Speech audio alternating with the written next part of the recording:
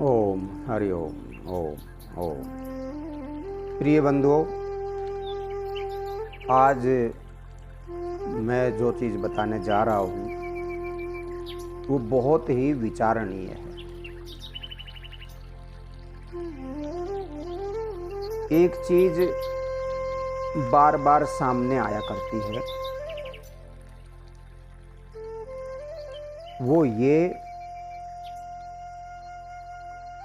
कि महाराज जी अच्छे कर्म भी करते हैं, हमारे से कोई अपराध भी नहीं हुआ, ऐसा लगता है। हमें अपनी ज़िंदगी को अगर पीछे देखते हैं तो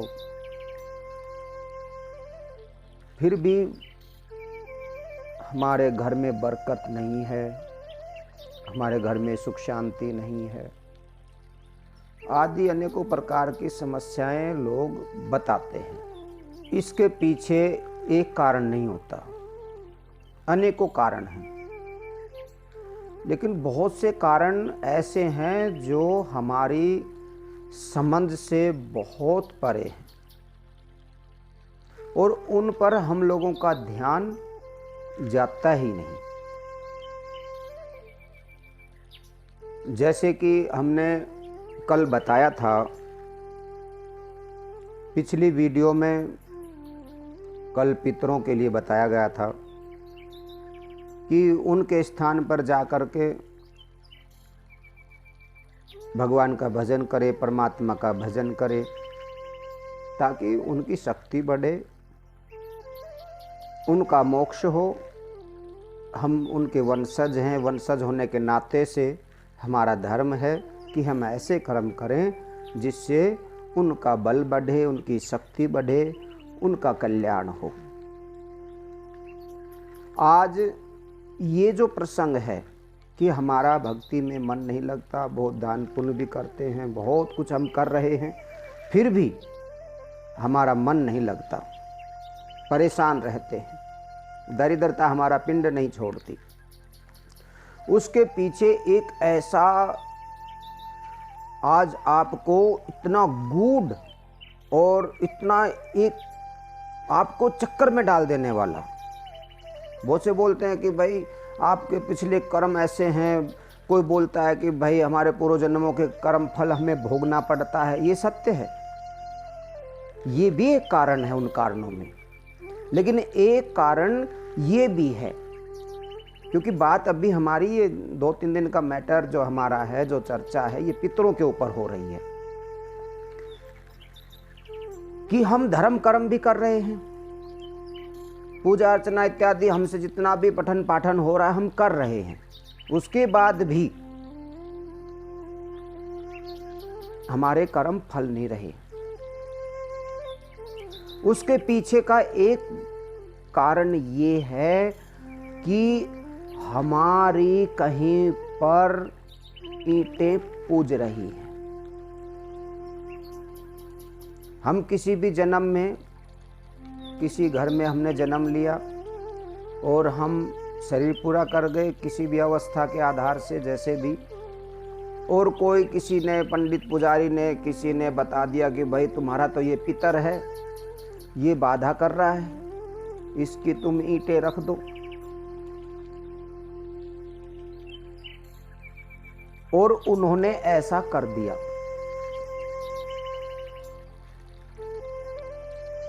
अब आपकी ईंटें रखी हुई हैं, यानी आपका एक स्थान पितर रूप में आपके पूर्व के जो भी आपके नातेदार, रिश्तेदार, घर परिवार जो रहा है, उन्होंने आपकी ईंटें रख दी।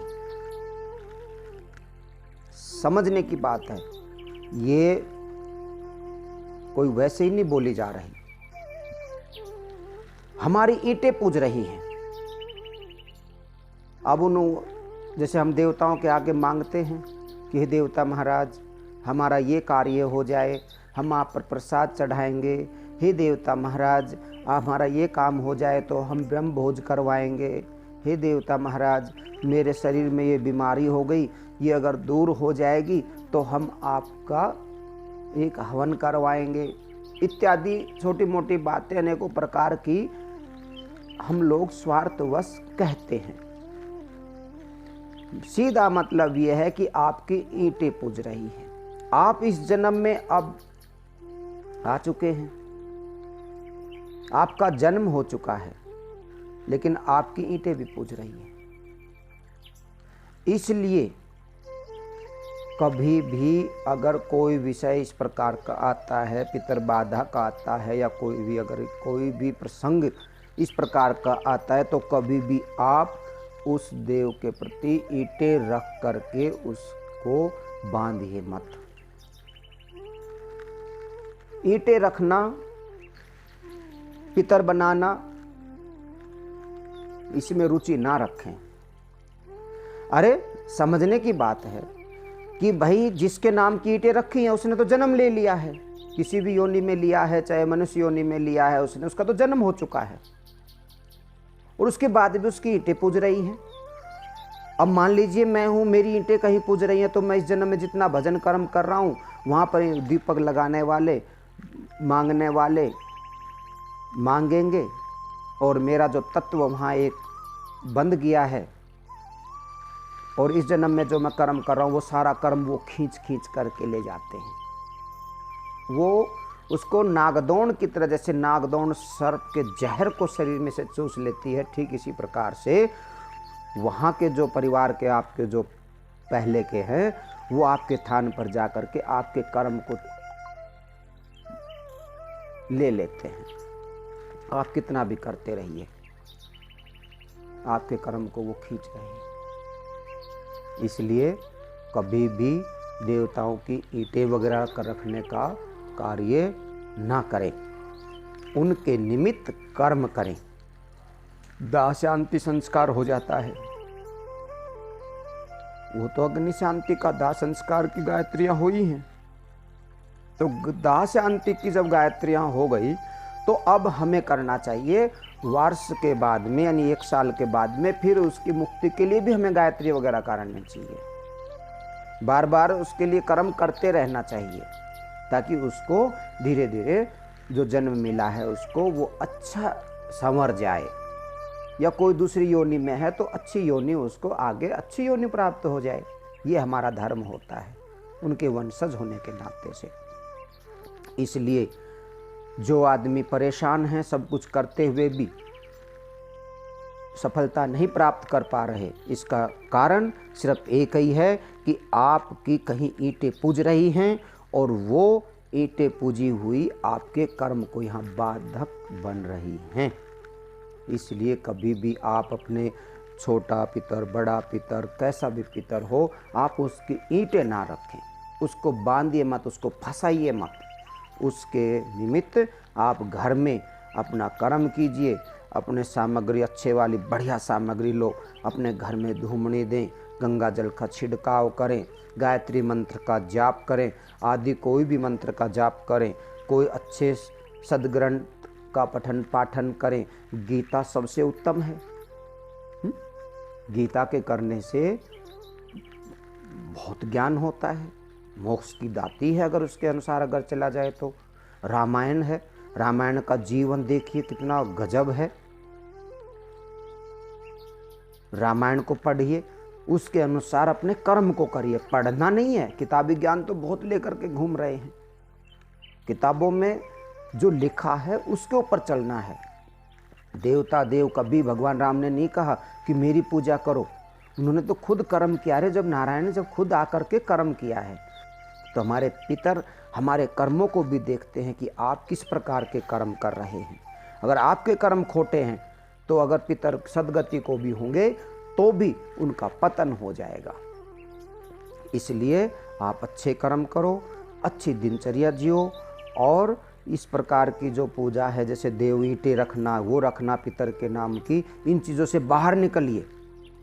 आज से आप 20 से 30 साल पहले, 50 साल पहले कितने देवताओं की ईंटें पूज रही थी, कितने पितर पूज रहे थे।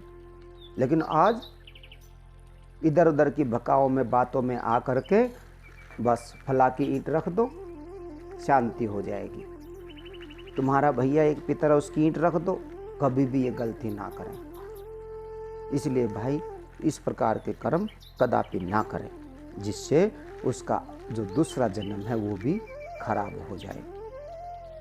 अच्छे कर्म करो, अच्छी राह चलो, और कभी कभी अपने घर में आहुति दे देनी चाहिए, यज्ञ कर देना चाहिए। गायत्री, कोई भी मंत्र नहीं आता है तो गायत्री मंत्र से स्वाहा स्वाहा बोल करके घर का शुद्धिकरण कर लो। और भी मंत्र हैं, भगवान राम का ले लो, नारायण भगवान का ले लो, एक ही तो है सब। हम आपको आगे भी बहुत सी रह रह करके जैसे कोई बातें आएंगी हम आपको बताएंगे। और आज का सिर्फ इतना ही मैं कहूँगा कि आप कोई भी पितर की ईंटें वगैरह ना रखें।